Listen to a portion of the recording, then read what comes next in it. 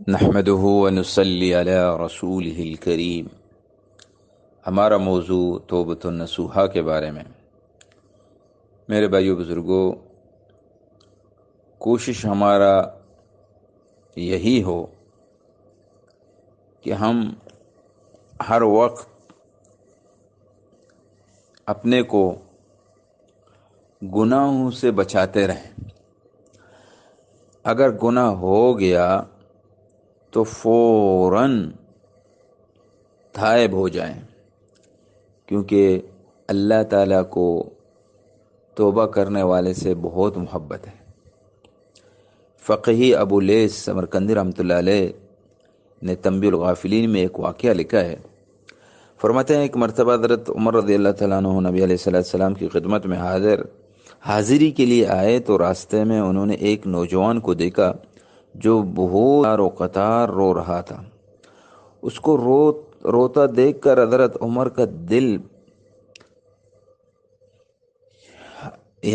دل رنجیدہ ہو گیا۔ انہوں نے پوچھا، اے نوجوان کیا ہوا؟ وہ کہنے لگا، میں ایک بڑی گناہ کا مرتکب ہو گیا ہوں۔ اب میں اللہ کے عذاب سے ڈر رہا ہوں کہ میں کیا کر بیٹھا، سخت پریشان ہوں۔ لہذا آپ مہربانی فرما کر نبی علیہ السلام کی خدمت میں میری سفارش فرما دیجئے۔ حضرت عمر رضی اللہ تعالیٰ عنہ نبی علیہ السلام کی خدمت میں حاضر ہوئے تو رو رہے تھے۔ نبی علیہ السلام نے ارشاد فرمایا، عمر آپ رو کیوں رہے ہیں؟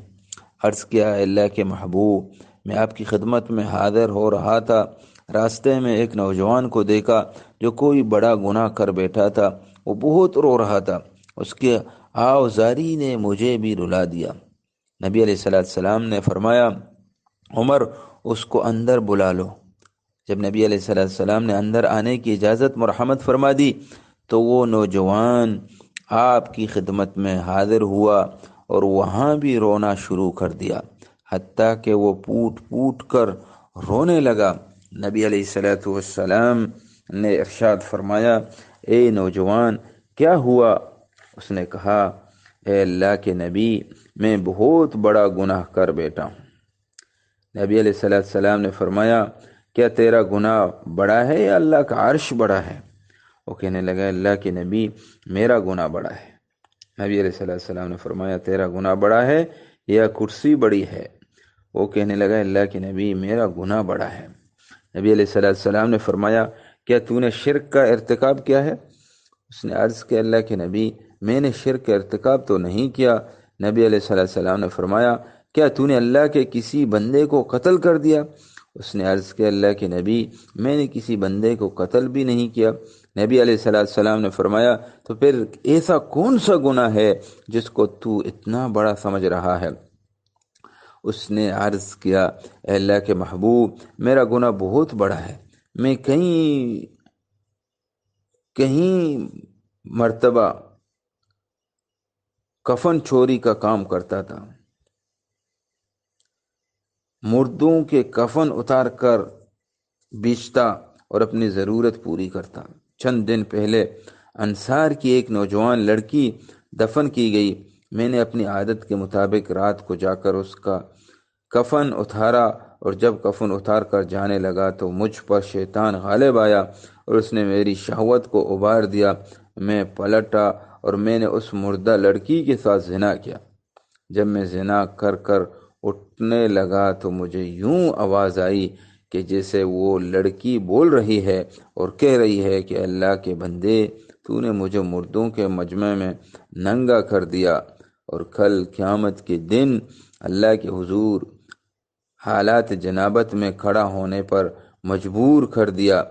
اب اس آواز کی وجہ سے میرے دل پر ایسا رعب ہے کہ میں سمجھتا ہوں کہ مجھ پر اللہ تعالیٰ کا غضب ہے اور اللہ کی پکڑ میں ہوں۔ جب نبی علیہ السلام نے یہ سنا تو آپ کو بھی بڑا تعجب ہوا، اور آپ صلی اللہ علیہ وسلم نے فرمایا، تو نے بہت بڑا گناہ کیا ہے، تو نے مردہ لڑکی کے ساتھ ایسا سلوک کیا۔ جب اللہ کے محبوب نے بھی فرما دیا کہ یہ بڑا گناہ ہے تو وہ نوجوان اٹھا روتا ہوا باہر چلا گیا۔ اس نے سوچا کہ اس وقت اللہ کے محبوب ناراض ہیں، کہیں کوئی ایسی بات آپ کے پیارے منہ سے نہ نکل جائے جو میری بربادی کا سبب بن جائے۔ اس لیے وہ باہر چلا گیا۔ جب وہ وہاں سے نکلا تو سیدھا پہاڑوں میں چلا گیا۔ وہ نوجوان 40 دن تک نمازیں پڑھتا رہا، سجدے کرتا رہا اور معافی مانگتا رہا۔ اس کے دل کو آگ لگی ہوئی تھی اور وہ رو کر اللہ کو مناتا رہا اور اللہ کے سامنے عاجزی کرتا رہا، اے میرے مالک، میں آپ کے محبوب کی خدمت میں بھی حاضر ہوا اور انہوں نے بھی فرمایا کہ یہ تو بہت بڑا گناہ ہے، اے اللہ میں کہاں جاؤں، میرا تو تیرے سوا کوئی نہیں ہے۔ جیسا کہ کہنے والے نے کہا، میں تیرے سامنے جھک رہا ہوں خدا، میرا کوئی نہیں اللہ تیرے سوا۔ جب اس نے 40 دن معافی مانگی اور اللہ کو منایا تو نبی علیہ السلام کے پاس جبریل امین تشریف لائے۔ جبریل علیہ السلام نے آپ کی خدمت میں اللہ تعالیٰ کے سلام پیش کیے اور عرض کے اللہ کے محبوب، اللہ رب العزت نے پوچھا ہے کہ اے محبوب بتائیے کیا مخلوق کو آپ نے پیدا کیا یا میں نے پیدا کیا؟ نبی علیہ السلام نے فرمایا اللہ تعالیٰ نے مجھے بھی اور ساری مخلوق کو بھی پیدا فرمایا۔ پھر جبریل علیہ السلام نے عرض کیا اللہ تعالیٰ نے پوچھا ہے کیا مخلوق کو آپ رزق دیتے ہیں یا میں دیتا ہوں؟ نبی علیہ السلام نے فرمایا مجھے بھی اور ساری مخلوق کو بھی اللہ تعالیٰ ہی رزق عطا فرماتے ہیں۔ جب یہ باتیں ہوئیں تو ساری بات پوچھی گئی کہ مخلوق کو میں نے معاف کرنا ہے یا کسی اور کو معاف کرنا ہے؟ نبی علیہ السلام نے فرمایا اللہ تعالیٰ ہی نے مخلوق کے گناہوں کو معاف کرنا ہے۔ جب محبوب علیہ السلام نے یہ فرمایا تو جبریل علیہ السلام نے عرض کیا اللہ تعالیٰ نے پیغام بھیجا ہے کہ اے محبوب اس بندے نے میرے سامنے رو کر اتنی معافی مانگی کہ میں نے اس بندے کے گناہ کو معاف کر دیا۔ سبحان اللہ۔ پھر اللہ تعالیٰ کے محبوب نے صحابہ اکرام کو بھیجا کہ اس نوجوان کے پاس جاؤ اور اس کو خوشخبری سناؤ کہ تیری عاجزی اللہ تعالیٰ کے ہاں قبول ہو گئی اور پروردگار نے تیری مغفرت کا پیغام بھیج دیا۔ وہ پروردگار اتنا کریم ہے کہ وہ معافی مانگنے والے بندے کی معافی کو قبول فرما لیتا ہے۔ اس لیے میرے دوستو ابھی آنکھیں سلامت ہیں، اپنے گناہوں پر آنسو بہا لیجئے، ابھی زبان سلامت ہے، اپنے رب سے معافی مانگ لیجئے۔ ایک وقت آئے گا کہ یہ آنکھیں بند ہو جائیں گی اور یہ زبان بھی بولنے کے قابل نہیں رہے گی۔ اس سے پہلے اپنے رب کو منا لیجئے اور اپنے نام اعمال کی سیاہی کو دور کر لیجئے۔ وہ پروردگار بڑا کریم ہے، جب اس کا کوئی بندہ اپنے گناہوں پر نادم ہو کر اپنے رب کے در پر آ کر اپنے رب کے صلاح کرنے کی کوشش کر لیتا ہے تو اللہ تعالیٰ اپنے اس بندے سے خوش ہو جاتے ہیں۔ اس لیے تو پروردگار نے فرمایا یا ایھا الذین آمنوا توبوا الی اللہ توبۃ نصوحا، اے ایمان والو تم اللہ کے سامنے سچی توبہ کر لو۔ قرآن مجید کی اس آیات کو سامنے رکھتے ہوئے آج کی اس محفل سے فائدہ اٹھائیے اور اپنے گزرے ہوئے گناہوں پر نادم شرمندہ ہو کر سچی توبہ کی نیت کے ساتھ اپنے رب کو منا لیجئے۔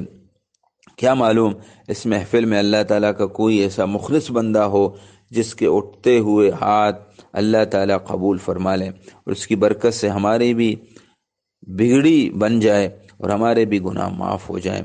یاد رکھیے اگر ہم معافی کے بغیر ان جیسے محفلوں سے اٹھ کر چلے گئے تو پھر دوسرا تو کوئی در نہیں جہاں جا کر ہم معافی مانگے۔ ہم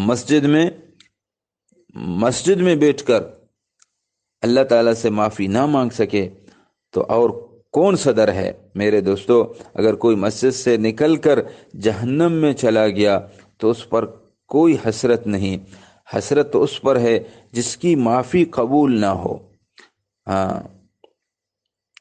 اور وہ مسجد سے نکل کر جہنم میں چلا جائے۔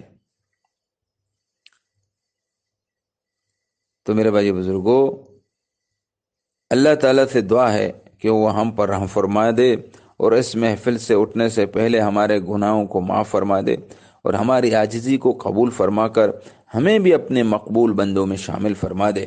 آمین ثم آمین. وآخر دعوانا ان الحمد للہ رب العالمین.